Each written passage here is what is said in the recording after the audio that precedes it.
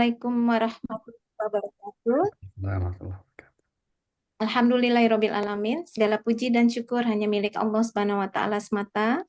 Karena hanya dengan nikmat dan karunia-Nya kita semua bisa berkumpul kembali siang ini untuk em, mengikuti kajian spesial ya di sini dalam rangka memperingati Isra Mi'raj. Maka kita mengadakan kajian tafsir untuk surat Al-Isra, yaitu di sini kita memilih ayat yang khusus berkaitan dengan perintah melakukan ibadah sholat, yaitu ayat 78 sampai 85.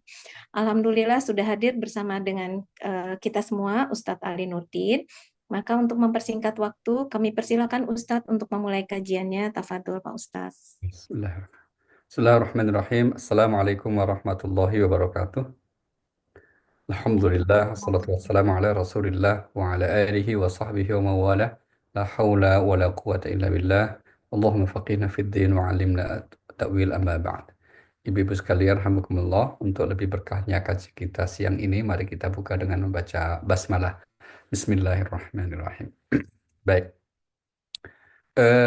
Surah Al-Isra ayat yang ke-78 ini adalah sekian ayat atau satu dari sekian ayat tentang ketentuan waktu sholat, ya, ketentuan waktu sholat. Meskipun secara rinci waktu sholat ini kemudian lebih detail ada dalam hadis Nabi kita Muhammad Sallallahu Alaihi Wasallam. Mari kita mulai surah ini, ya. A'udzubillahi minasyaitonir rajim. Aqimis salah liduluki syamsi ila ghasaqil lail wa qur'anil fajr. Inna qur'anil fajri kana mashhuda. Silakan, Bu. Surat Al-Isra ayat 78. Laksanakanlah sholat sejak matahari tergelincir sampai gelapnya malam. Dan laksanakan pula sholat subuh. Sungguh sholat subuh itu disaksikan oleh malaikat. Baik, kita lihat ayat ini. Yang pertama, mungkin kita juga sering sampaikan bahwa perintah mengerjakan sholat di Al-Quran itu semua menggunakan akar kata aqimu, ya, yang seakar di Al-Quran. Hanya ada satu ayat di Al-Quran yang tidak disertai dengan kata aqimu, yaitu di surah Al-Kautsar. Inna a'tainakal kautsar fasalli. Nah, di situ disebutnya langsung fasalli li rabbika wanhar. Allah tidak berfirman wa aqimus sholata wanhar, tapi fasalli li rabbika wanhar. Apa maknanya ini? Para ulama memberikan ulasan mengapa di Al-Kautsar tidak disertai dengan kata aqimu, karena yang dimaksud di Al-Kautsar itu bukanlah sholat 5 waktu, ya, melainkan adalah ada yang menyebut sholat Id, Idul Adha, maka inna a'tainakal kautsar fasholli li rabbika wanhar. Begitu. Ada juga yang mengatakan ini makna sholat secara kebahasaan, secara umum, yaitu ibadah atau doa. Ya, apapun pilihan yang kita ambil ingin paham anak ini, yang pasti kita mengetahui bahwa syariat sholat 5 waktu itu baru Allah perintahkan dalam peristiwa Isra Mi'raj, dan itu terjadi tahun 10 kenabian. Tahun 10 kenabian. Sedangkan Al-Kautsar ini diturunkan jauh sebelum peristiwa Isra dan Mi'raj itu. Maka wajar kalau kemudian dipahami ini maksudnya bukan perintah sholat 5 waktu. Ya, oke. Sama dengan misalnya eh, di surah-surah awal yang turun tentang Qiyamul Lail itu tidak menggunakan istilah tahajud.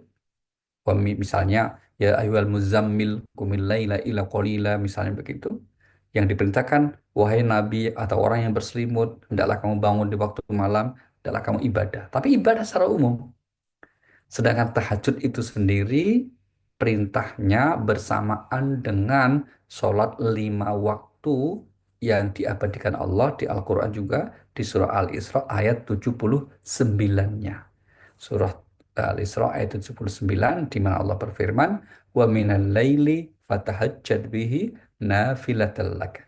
Asa ayyab'atsaka rabbuka maqaman mahmuda."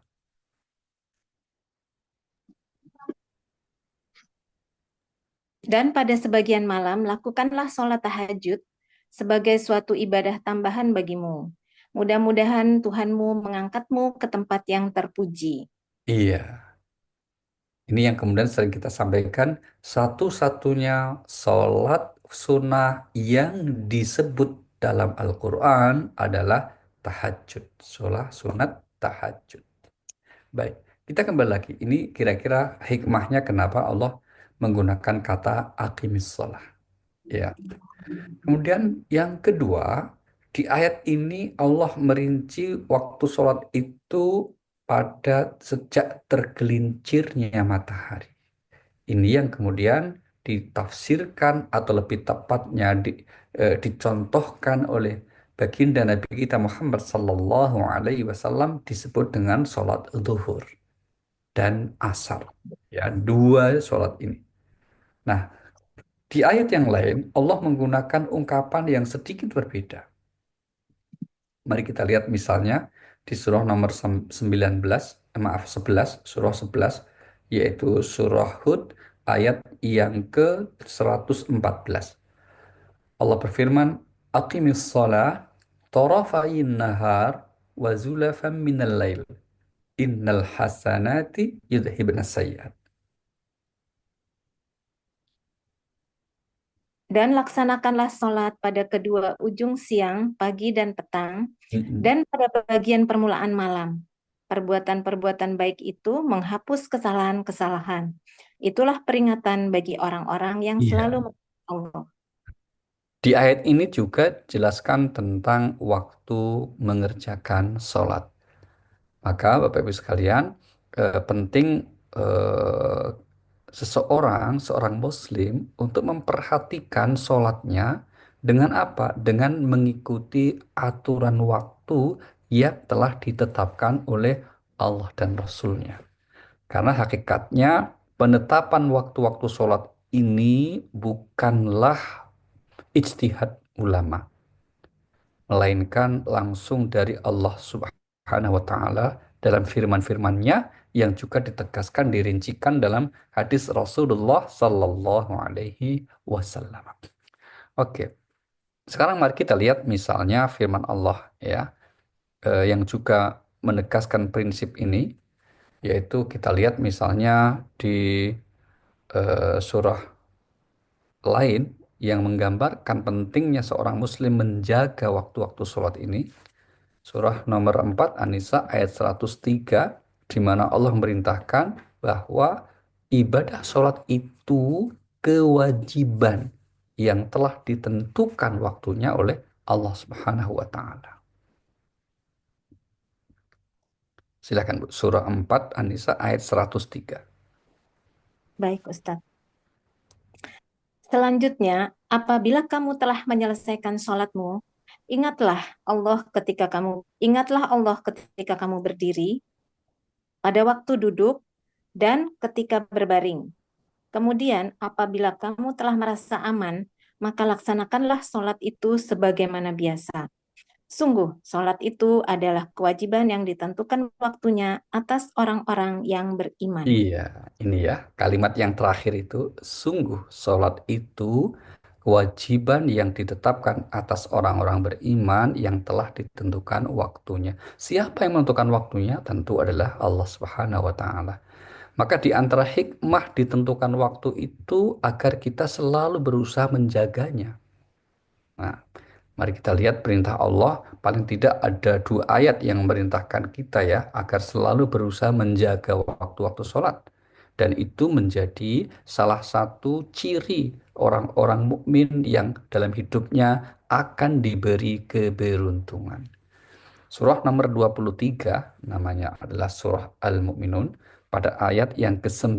Allah berfirman, "Walladzina hum ala salawatihim yuhafizun." Serta orang yang memelihara sholatnya. Ya, dan orang yang beruntung itu mereka yang berusaha memelihara sholatnya. Bukan hanya sholat yang dikerjakan pada waktunya, namun kalau bisa juga dikerjakan di awal waktunya. Maka di ayat yang lain Allah juga memerintahkan dengan prinsip jagalah, peliharalah waktu-waktu sholat. Mari kita lihat misalnya di surah Al-Baqarah, surah yang kedua, ayat yang ke-238.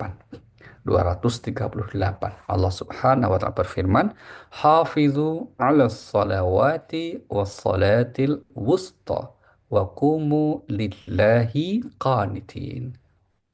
Peliharalah semua solat dan solat wusto, dan laksanakanlah solat karena Allah dengan khusyuk. Iya, di ayat ini diberikan penegasan laksanakan sholat karena Allah. Mengapa kemudian diberikan seperti itu? Karena ada fenomena di kehidupan masyarakat, kehidupan umat sejak zaman Rasulullah Sallallahu Alaihi Wasallam, orang itu sholat bukan karena Allah. Itu yang disebut dengan istilah riya. Gitu ya. Siapa mereka ini? Al-Quran menyebut mereka adalah ciri utama orang yang munafik. Mari kita lihat misalnya di surah nomor 5 Al-Maidah, maaf surah 4 surah An-Nisa ayat 142. Ya, 142. Allah berfirman, A'udzubillahi minasyaitonir rajim, Innal munafiqina yukhadi'una Allah wa huwa khadi'uhum wa idza qamu ila salati qamu kusala. Sesungguhnya orang munafik itu hendak menipu Allah, tetapi Allah lah yang menipu mereka. Apabila mereka berdiri untuk sholat, mereka lakukan dengan malas. Mereka bermaksud ria atau ingin dipuji di hadapan manusia. Dan mereka tidak mengingat Allah kecuali sedikit sekali. Iya, ini ya ayatnya ya. Orang ciri utama orang munafik itu di ayat ini dikatakan mereka kalau mengerjakan sholat dengan malas. Kalau toh kemudian ya dikerjakan pada akhirnya itu karena ingin mendapat pujian, maka diperlihatkan pada orang. Nah, itulah makna kurang lebih kenapa Allah perintahkan wa qumu lillahi qanitin. Kerjakanlah sholat dengan sebaik-baiknya, dengan semampunya khusyuk dan hendaklah itu semua karena Allah Subhanahu wa taala. Ya, sehingga para ulama itu sampai memerintahkan agar kita tidak termasuk orang yang munafik. Kenapa? Kemudian kalau ada panggilan sholat, segerakan. Nah, salah satu yang harus disegerakan sebagai ciri orang beriman itu apa? Untuk ketika sudah masuk waktunya untuk sholat, maka disegerakan. Nah, itulah makna-makna kata segeralah kamu. Ya, segeralah kamu. Apalagi kalau itu adalah sholat-sholat yang istimewa seperti sholat Jumat misalnya. Mari kita lihat firman Allah di surah nomor 62, surah Al-Jumu'ah pada ayat yang ke-10. Allah berfirman, "Fa'idza qudiyatis shalah fantashiru fil ard." Ya, dari ayat 9-nya dulu, Bu. Wa idza ya, wa idza nudiya lis shalah mi yaumil jum'ah fas'au ila dzikrillah wa dzarul bai'. Surat Al-Jumu'ah ayat 9 dan Ya, 10. betul. Wahai orang-orang yang beriman, apabila telah diseru untuk melaksanakan sholat pada hari Jumat, maka segeralah kamu mengingat Allah dan tinggalkanlah jual beli. Yang demikian itu lebih baik bagimu jika kamu mengetahui. Apabila sholat telah dilaksanakan, maka bertebaranlah kamu di bumi. Carilah karunia Allah dan ingatlah Allah banyak-banyak agar kamu beruntung.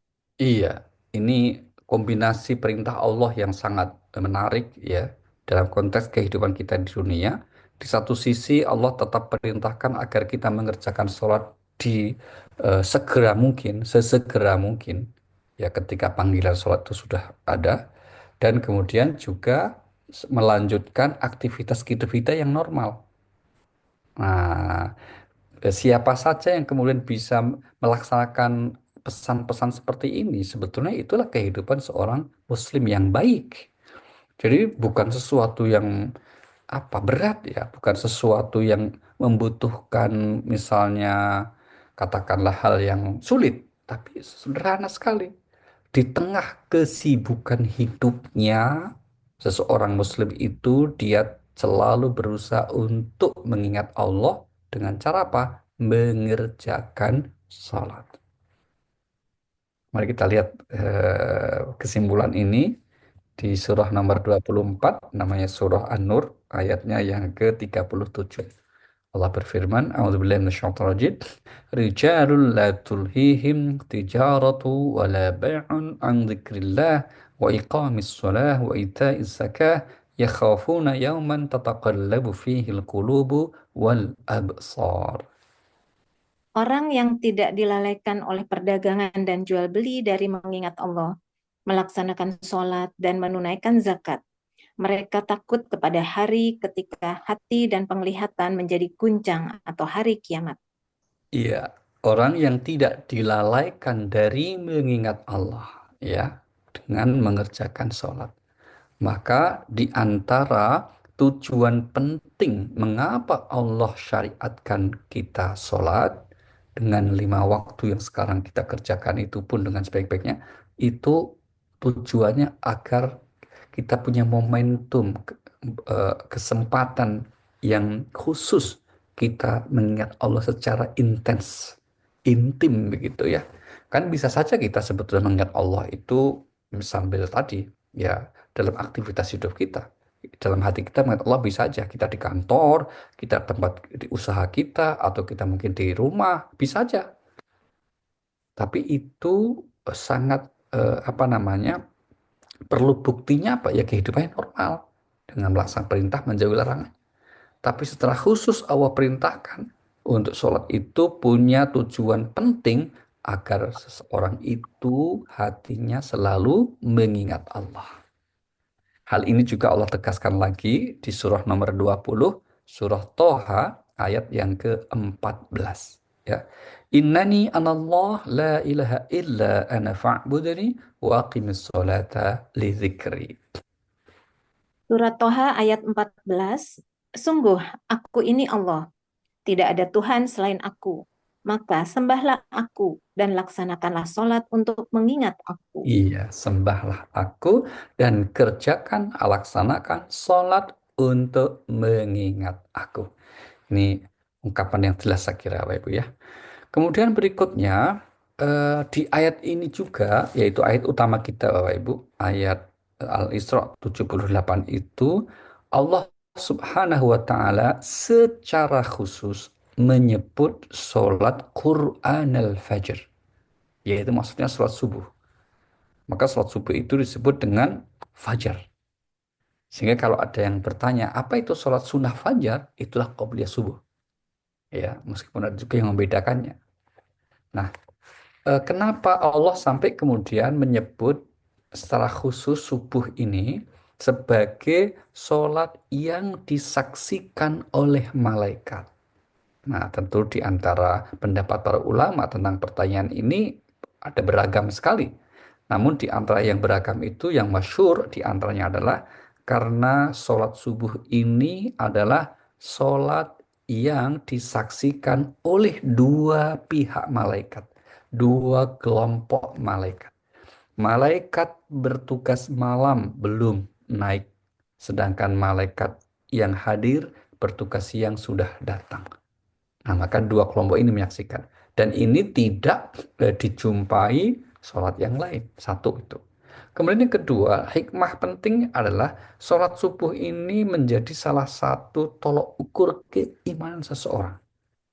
Dalam makna apa? Kalau bisa melaksanakan sholat subuh dengan sebaik-baiknya, maka indikator seseorang itu bersungguh-sungguh dalam ibadah sholatnya. Berarti insya Allah sholat-sholat yang lain yang lebih ringan akan mudah dikerjakannya. Itulah salah satu eh, rahasia mengapa Allah menyebut sholat subuh sebagai sholat yang disaksikan oleh malaikat. Apalagi kalau kemudian ditambahkan ya tadi dengan tahajud misalnya, oh itu luar biasa sekali.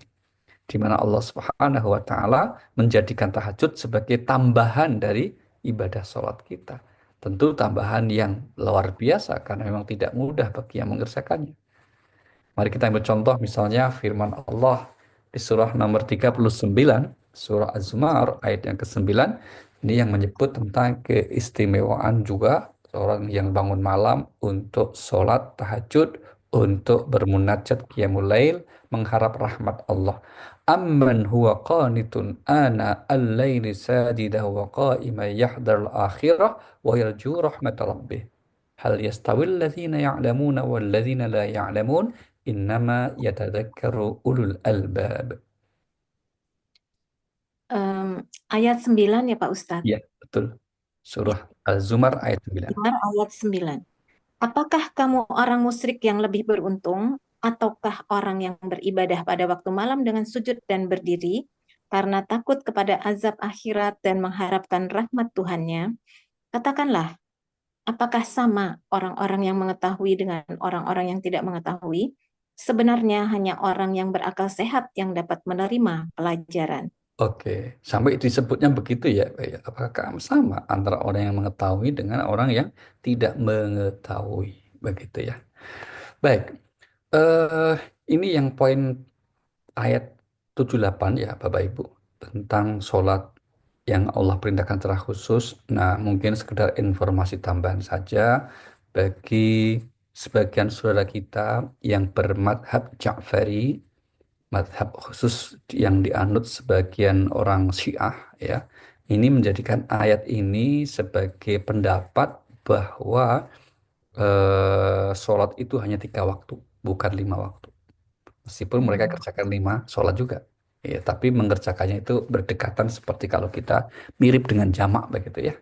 Nah, karena berdasarkan ini, sholat itu laksanakan sejak tergelincir matahari, itulah kemudian duhur asar dikejarkan berdekatan, kemudian terbenam atau gelapnya malam, itulah yang kemudian maghrib isya dikerjakan berdekatan, gitu ya, dan sholat subuh. Nah, ini contoh bagaimana terjadi perbedaan pendapat dalam memahami ayat-ayat Al-Quran. Nah, tentu kita secara umum mengikuti pendapat jumhur ulama, di mana waktu-waktu sholat ini secara rinci dijelaskan di dalam hadis-hadis Rasulullah Sallallahu Alaihi Wasallam. Baik, sekarang mari kita lihat ayat berikutnya, yaitu ayat 85. Ya, ayat 85. Ini agak berbeda konteksnya dengan masalah sholat, karena ini tidak berkaitan secara langsung dengan masalah sholat, yaitu tentang seputar ruh manusia. A'udzubillahi minasyaitonirrajim. Yas'alunaka 'anir ruh, qulir ruh min amri rabbi. Wa ma utitu min ilmi illa qalila. Dan mereka bertanya kepadamu Muhammad tentang roh. Katakanlah, roh itu termasuk urusan Tuhanku, sedangkan kamu diberi pengetahuan hanya sedikit.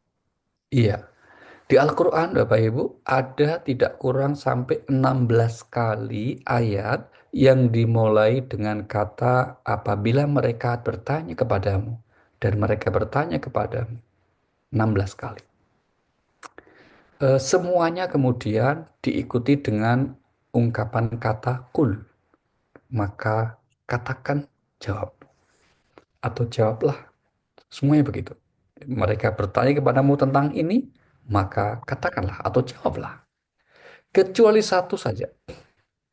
Hanya ada satu ayat di Al-Quran yang dimulai dengan kalimat mereka atau ada yang bertanya kepadamu, tapi Allah tidak menggunakan kata kul untuk jawabannya. Mari kita lihat contohnya ya, atau lihat kasusnya ini. Ada di surah Al-Baqarah, surah yang kedua, ayat 186. Allah berfirman, A'udzubillahi minasyaitonirrajim, wa idza sa'alaka 'ibadi 'anni fa inni qarib ujibu da'watad da'i idza da'an falyastajibu li wal yu'minu bi la'allahum yarshudun.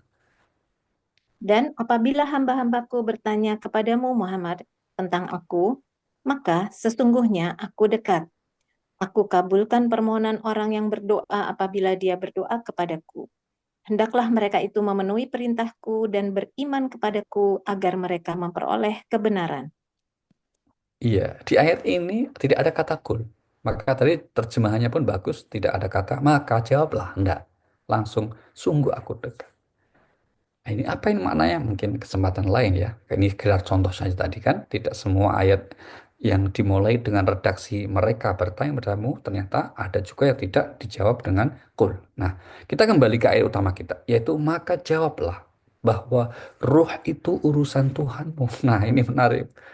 Karena ruh ini adalah urusan Tuhan, maka kemudian kita tidak mendapati penjelasan yang banyak, yang detail, yang rinci tentang ruh manusia. Karena itu urusan Tuhan. Meskipun demikian, Allah kemudian juga memberikan apa semacam ya highlight gitu ya ayat-ayat yang lain. Misalnya apa? Ruh ini Allah menyebutnya dengan istilah amrku, ya sesuatu dari sisiku, bukan makhlukku. Meskipun kita yakini ini adalah makhluk Tuhan gitu, tapi Allah dikatakan kulir ruh min amri robbi. Nah kan, min amri robbi ini adalah urusan atau sesuatu yang amrnya di sisi Allah. Ya, maka kemudian kalau ruh, apa itu ruh? Nah, hakikatnya hanya Allah yang maha tahu. Apalagi kalau kemudian ada yang nanya bahan ciptaan ruh itu apa? Allah alam. Tapi kalau kita lihat di ayat yang lain, Allah Subhanahu wa taala menyebut bahwa ruh itu dari sisi Tuhan. Mari kita lihat misalnya di surah nomor 15, surah Al-Hijr ayatnya yang ke-29. Allah berfirman di ayat ini, "Faiza sawaituhu wa nafakhtu fihi min ruhi faqa'u lahu sajidin." Maka apabila aku telah menyempurnakan kejadiannya, dan aku telah meniupkan roh ciptaanku ke dalamnya, maka tunduklah kamu kepadanya dengan bersujud. Iya, ini ya.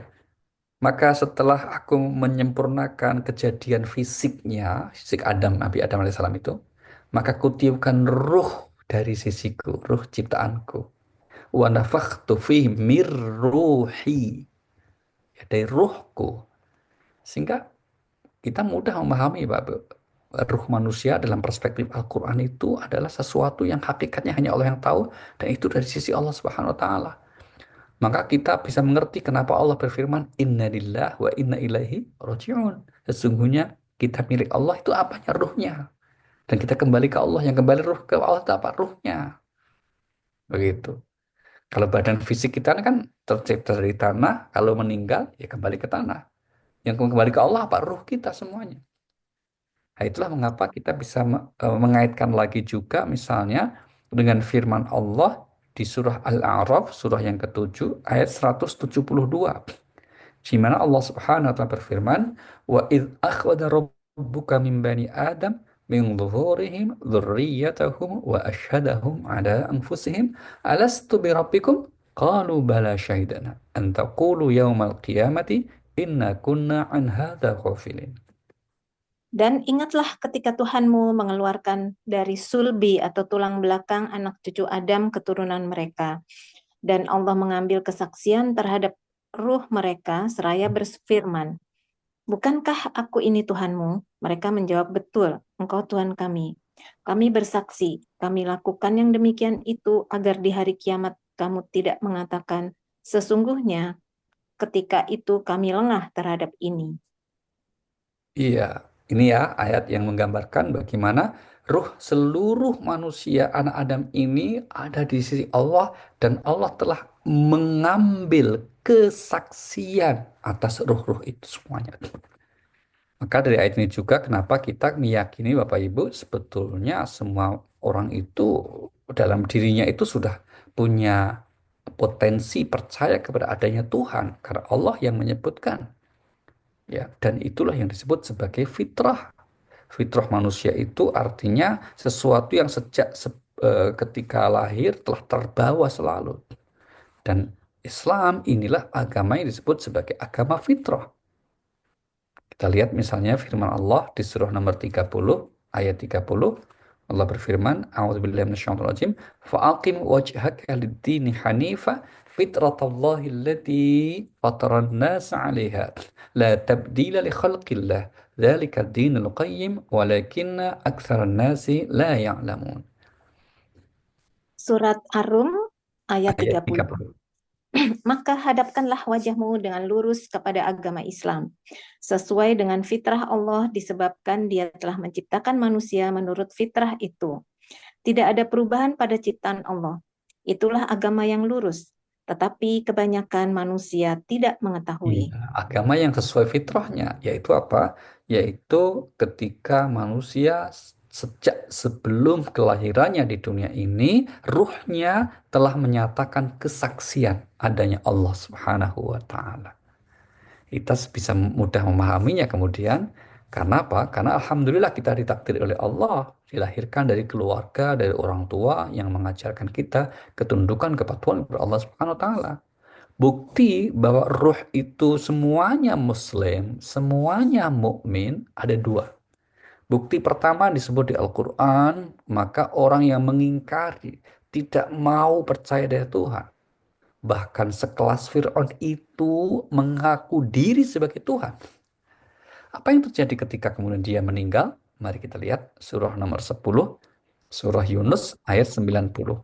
Allah berfirman di ayat ini, وَجَوَزْنَا بِبَنِي إِسْرَائِيلَ الْبَحْرَ فَأَتْبَعَهُمْ فِرْعَوْنُ وَجُنُودُهُ بَغْيًا وَعَدْوًا حَتَّى إِذَا أَدْرَكَهُ الْغَرَقُ قَالَ آمَنْتُ أَنَّهُ لَا إِلَهَ إِلَّا الَّذِي آمَنَتْ بِهِ بَنُو إِسْرَائِيلَ وَأَنَا مِنَ الْمُسْلِمِينَ.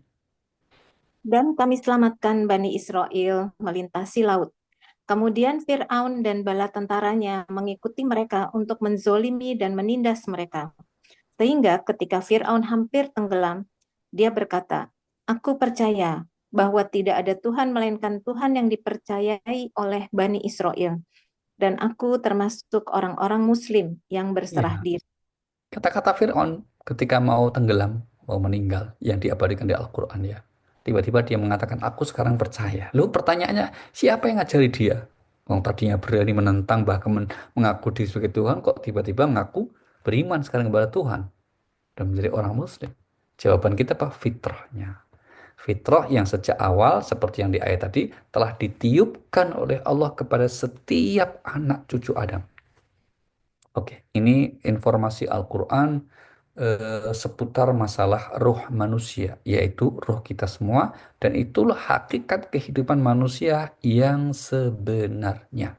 Ya, maka kemudian Allah kemudian juga menyatakan kita tidak diberi informasi tentang seputar ruh itu kecuali sedikit sekali. Nah, kata ini juga menggambarkan betapa sedikitnya pengetahuan manusia sebetulnya tentang apa saja, termasuk tentang ruh, apalagi gitu. Kenapa? Karena ruh adalah sesuatu yang sifatnya gaib, sesuatu yang sifatnya di luar jangkauan empiris nalar logika manusia. Tapi karena itu diinformasikan dalam Al-Quran, kita wajib untuk mengimaninya. Nah, nasihat Al-Quran yang lain atas orang-orang yang dianugerahi oleh Allah pengetahuan agar tetap bersikap rendah hati. Karena kita itu diberi pengetahuan, apapun bentuknya itu hanya sedikit sekali. Maka di ayat yang lain Allah mengingatkan bahwa di atas orang yang berilmu, yang berpengetahuan, ada yang lebih mengetahui. Mari kita lihat misalnya surah nomor 12, surah Yusuf, ayat yang ke-76. Ungkapan ini Allah tegaskan ya, wa fawqa kulli dzi ilmin alim. Maka mulailah dia memeriksa.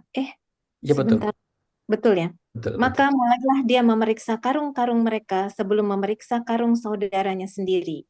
Kemudian dia mengeluarkan piala atau tempat minum raja itu dari karung saudaranya. Demikianlah kami mengatur rencana untuk Yusuf. Dia tidak dapat menghukum saudaranya menurut undang-undang raja, kecuali Allah menghendakinya. Kami angkat derajat orang yang kami kehendaki, dan di atas setiap orang yang berpengetahuan ada yang lebih mengetahui. Nah, ini frase yang terakhir ini. Dan di atas orang yang berpengetahuan, ada yang lebih mengetahui. Yaitu siapa? Tentu yang lebih, yang paling mengetahui adalah Allah Subhanahu wa Ta'ala. Redaksi ini yang saya kira seharusnya menjadikan seseorang yang diberi anugerah keutamaan, pengetahuan, tetaplah bersikap rendah hati. Tetaplah bersikap tawadhu karena ilmu yang diketahuinya itu hakikatnya bersumber dari Allah dan hanya yang diizinkan oleh Allah Subhanahu wa taala. Maka dari rangkaian penjelasan ini Bapak Ibu sekalian, terutama yang berkaitan dengan roh, jangan mudah percaya ya. Kalau ada orang misalnya mengatakan, aku bisa mengundang ruh orang yang telah meninggal. Aku bisa, enggak. Kita jangan mudah percaya yang seperti itu. Atau misalnya dalam mimpi, aku mimpi ketemu ruh si A, si Fulan, dan seterusnya. Kenapa? Itu hakikatnya adalah menjadi urusan Tuhan. Nah, alam roh itu ada dua. Yang pertama adalah sebelum kelahiran kita di dunia. Yang kedua adalah setelah kematian kita di dunia. Ini semuanya disebut juga alam ruh, dimensi ruh. Nah, bedanya apa? Kalau sebelum kita lahir ke dunia, Al-Quran tidak banyak membahasnya dan tidak memberikan nama tertentu, kecuali satu ayat tadi. Surah 7 ayat 17 tadi ya, nah, kira-kira gitu. Kemudian yang kedua, nanti yang disebut di Al-Quran, alam ruh setelah manusia meninggal, itu sebutnya dengan barzakh. Juga disebut dengan alam kubur. Ada beberapa istilah yang menyebutkan tentang hal itu.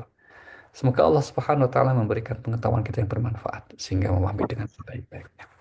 Oke, demikian Bu Ari, dua ayat yang dapat kita sampaikan. Selanjutnya kami kembalikan untuk ke moderator kita mungkin ada yang bisa disampaikan dan share bersama. Assalamualaikum warahmatullahi wabarakatuh. Waalaikumsalam warahmatullahi wabarakatuh. Terima kasih Ustadz Ali Nurdin.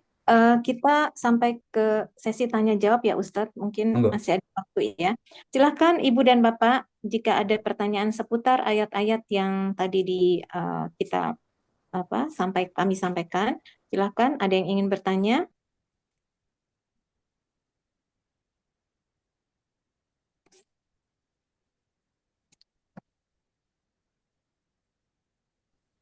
Aku tanya yang Bari. Silakan, silakan. Assalamualaikum Mbak, warahmatullahi wabarakatuh, Pak Ali. Waalaikumsalam. Salam Bu, Mbak Lisa, silakan Riza. silakan. Maaf nggak buka kamera ya, Pak Ali. Siap, siap. Diizinkan. Iya. Tadi Pak Ali surat Al-Baqarah ayat 238 mengenai sholat wusta. Saya pernah dengar sholat wusta itu artinya sholat asar. Betul atau enggak? Itu pertanyaan pertama. Yang kedua, kalau memang betul, seberapa istimewanya sholat wusta sampai disebut gitu, Pak Ali di dalam surat ini. Oke, baik. Makasih. Terima Assalamualaikum. kasih. Wusta itu dari segi bahasa artinya pertengahan, ya, pertengahan. Ada orang yang kemudian menyatakan pertengahan apa ini? Gitu. Maka ada kata juga di Al-Quran itu kata namanya wasatu ya, wasaton ya. Sehingga orang yang berada di tengah, kalau ada dua ujung ekstrim itu namanya wasit. Nah, ada dua pihak yang misalnya pertandingan, sebutnya wasit sama itu. Nah, sholat wusta ini kemudian ditafsirkan sebagai sholat asar, ini yang jumhurnya ya, karena ada juga yang mengatakan subuh, tapi yang mayoritasnya menyebutnya adalah asar. Kenapa? Karena ada di dua ujung, yaitu waktu siang hampir selesai, waktu malam sedang menjelang. Maka asar ini berada di tengah-tengah dua itu, ya antara malam dan siang. Ini yang dari sisi waktunya seperti itu. Nah, kemudian apa istimewanya? Nah, para ulama sebetulnya tidak secara khusus memberikan istimewanya, tapi membahas tentang kenapa disebut khusus ini. Nah, gitu. Hikmahnya adalah memang dalam kenyataannya sholat asar ini sholat yang posisinya agak ya di tengah dalam makna tanggung begitu. Biasanya kan apalagi kalau orang dulu pun juga sama ya. Orang dulu pun kalau ba'da zuhur ini kan mereka kemudian koilulah. Koilah itu tidur siang sejenak. Itu. Nah demikian juga kalau kita biasanya kalau yang masih aktif bekerja zuhur selesai zuhur itu isoma ya sholat apa namanya kemudian makan terus kemudian istirahat. Nah, itu kemudian kalau toh yang tidak koilullah tidak tidur sebentar, itu kan kemudian melakukan aktivitas. Ya, kalau yang aktif bekerja, bekerja, sesaat lagi sudah masuk lagi. Nah, ini waktu yang secara umum itu butuh-butuh perhatian khusus kita di awal waktunya khususnya ya, supaya kita kerjakan. Nah, para ulama akhirnya menyimpulkan kenapa disebut khusus karena pasti ini memiliki hikmah. Meskipun hikmahnya, keistimewaannya tidak dirinci secara khusus baik di dalam Al-Quran maupun dalam As-Sunnah. Ya, kita tidak mendapatkan rincian hikmah keistimewaan sholat asar ini. Tapi kita meyakini kalau itu memang secara khusus disebut oleh Allah dalam Al-Quran, pasti memiliki keistimewaan. Nah, di antaranya keistimewaan yang utama yang sering disampaikan para ulama itu apa? Menggambarkan betapa kalau kita mengerjakan sholat asar di waktunya itu menjadikan kita orang yang dianugerahi semangat. Ghirrah beragama yang hebat. Itu ya, ghirrahnya luar biasa. Berarti apa? Karena selalu dapat menjalani perintah Allah ini, khususnya sholat di awal-awal waktunya. Dan kalau kita laksanakan dengan segala ketulusan, keikhlasan, maka insya Allah akan diberikan keutamaannya oleh Allah Subhanahu wa Ta'ala. Entah itu pahala yang besar, entah keimanan yang mantap, atau keberkahan-keberkahan yang lain yang hanya Allah sendiri yang maha mengetahui. Begitu, Bu Liza. Terima kasih. Terima kasih Pak Ali. Makasih Mbak Lisa untuk pertanyaannya. Ada lagi ibu-ibu yang ingin bertanya? Silakan. Kalau belum ada, mungkin saya boleh bertanya ya Pak Ustadz. Silakan, Bu. Ini yang kaitannya yang di surat Al-Isra tadi kan 78 itu nyambung 79 ya Pak Ustadz. Iya, Kemudian jadi 78 tadi perintah sholat mengenai waktunya, kemudian 79 itu apa? Sholat tahajud ya, secara spesifik. Kemudian nah di 80-nya ini kan apakah ayat 80 ini apakah masih nyambung dengan 79 nggak sih Pak Ustadz? oke, baik. Ada dua pendapat, Bu. Ada yang masih nyambung dalam makna bahwa ini doa yang diajarkan oleh Allah untuk kita baca ketika tahajud. Itu yang berpendapat bahwa ini nyambung. Maka itu kan doa ada ya, wa qul ja'al haqq wa zaqal apa namanya? eh, di antara maknanya itu wa qur rabbi adkhilni mudkhala sidqi wa akhrijni mukhraj sidqi waj'alni min ladunka sultanan nasira. Bisa dibantu dibacakan dulu, Bu? Baik, katakanlah dan katakanlah Muhammad, ya Tuhanku, masukkan aku ke tempat masuk yang benar, dan keluarkan pula aku ke tempat keluar yang benar. Mm-mm. Dan berikanlah kepadaku dari sisimu kekuasaan yang dapat menolongku. Oke, ini doanya begitu. Maka ini doa yang dianjurkan dalam konteks ketika kita sudah menyelesaikan tahajud. Ini secara langsung ada ketersambungannya atau yang korelasinya. Nah, atau yang kemudian disebut dengan munasabahnya. Oke, ada juga yang kemudian menyebut bahwa ini sudah merupakan tema tersendiri, meskipun kalau mau dikaitkan pasti ada kaitannya gitu ya, karena sebetulnya Al-Quran ini satu kesatuan. Nah, temanya apa? Di ayat ini Allah mengajarkan kepada Nabi tentang salah satu doa terkaitan dengan apa? Ketika kemudian Nabi berhijrah. Ya, maka yang dimaksud dengan kata bahwa ya Allah, ya Tuhan kami, masukkanlah aku ke tempat masuk yang benar dan keluarkan pula itu adalah masukkan ke tempat yang benar itu masuk ke kota Madinah dan keluarkan kami dan keluar yang benar itu maksudnya keluar dari kota Makkah. Nah, ada yang memahami asbabun nuzulnya dengan seperti itu. Namun, kalau kita menggunakan kaidah dalam tafsir, bunyi kaidahnya begini. Al-ibrah bi'umumil lafaz la bi khususis sabab. Bahwa redaksi itu sesuai dengan keumuman teksnya, bukan sesuai dengan kekhususan sebab nuzulnya. Berarti meskipun sebab nuzulnya itu berkaitan meminta memohon kepada Allah tentang memasuki suatu wilayah, satu kota, ya, yaitu Makkah Madinah tadi itu dengan cara yang benar, bukan berarti hanya dibatasi untuk kasus itu saja, bukan. Tapi segala hal yang kita pandang membawa kebaikan untuk kemudian kita perlu memohonkan doa kepada Allah, maka ayat ini juga dipakai. Doa ini juga dipakai. Misalnya begini, ini kasusnya misalnya ada orang yang kemudian, misalnya contohnya, dia sedang membangun usaha, punya usaha. Terus kemudian ragu ini usaha ini terus saya lanjutkan atau saya berpindah ke usaha yang lain, mengambil katakanlah hal bentuk pendekatan lain dari usaha yang lain. Nah, maka bisa juga untuk memantapkan hati perbanyak doa ini. Gitu.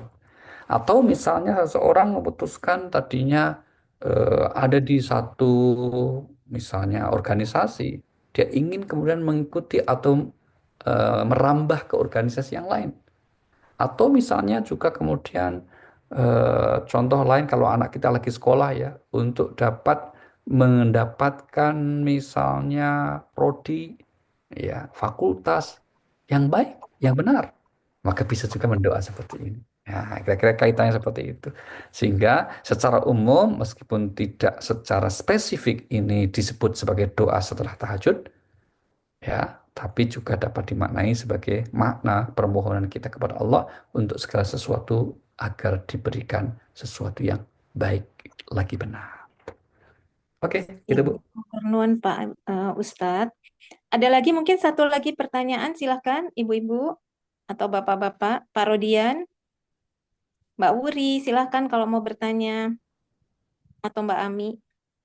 Ada Mbak Evi juga. Mbak Evi silahkan. Mbak Ike. Berarti kalau misalnya untuk em, apa anak misalnya mau cari kerjaan yang lebih bagus, baca doa ini ya Pak Ustadz Iya ya. betul Bu. Betul, bisa seperti itu. Ingin mencari tantangan yang lebih menantang, yang lebih bagus. Yang sebetulnya bagus di sini bukan sekedar mungkin menawarkan hal-hal yang bersifat duniawi ya, tapi membawa maslahat untuk akhirat, untuk agama. Itu juga Iya, bisa menggunakan doa seperti ini. Begitu. iya, jadi baik di sini baik untuk di dunia maupun akhirat ya Pak Betul Ustadz ya. sekali, Bari. Betul sekali. Ya. Ya. Baik, ada lagi yang ingin bertanya? Kalau tidak ada, Mbak Heni ya? Mbak Heni mau bertanya? Oh tidak. Baik Pak Ustadz, kalau begitu Oke. ini kan kita di bulan Rajab ya. Ya, Setelah Rajab ini kan Sya'ban ya. ya, Em, apa namanya? em, Banyak amalan-amalan juga ya Pak Ustadz ya, betul sekali, Bu. yang disunahkan oleh Rasul ya pada Ya, saat betul sekali. bulan Sya'ban ini mempersiapkan kita di menghadapi bulan Ramadan. Iya, betul sekali, Bu. Maka bulan Sya'ban sebagai bulan kita menyirami kebaikan yang sudah kita rintis sejak bulan Rajab itu. Maka nanti ada puasa, misalnya Ayyamul Bid itu ada nisfu Sya'ban dan seterusnya. Itu bagian dari persiapan rohani kita begitu. Di samping Senin Kemis ya Pak Oh iya, Ustadz ya. betul. Betul. Baik, kalau Ya. gitu kita tutup dengan doa saja Pak Baik, Ustadz. terima kasih. Mari Em, Bapak Ibu sekalian, kita hadirkan niat baik kita untuk berdoa ya. Membaca umul kitab Al-Fatihah. A'udzubillahi minasyaitonirrajim. Bismillahirrahmanirrahim. Alhamdulillahirabbil alamin arrahmanir rahim maliki yaumiddin. Iyyaka na'budu wa iyyaka nasta'in ihdinas siratal mustaqim. Shiratal ladzina an'amta 'alaihim ghairil maghdubi alaihim waladdallin. Amin. Amin amin ya mujibas sailin. Amin amin ya rabbal alamin. Terima kasih dan mohon maaf. Wassalamualaikum warahmatullahi wabarakatuh. Waalaikumsalam. Itu Baik.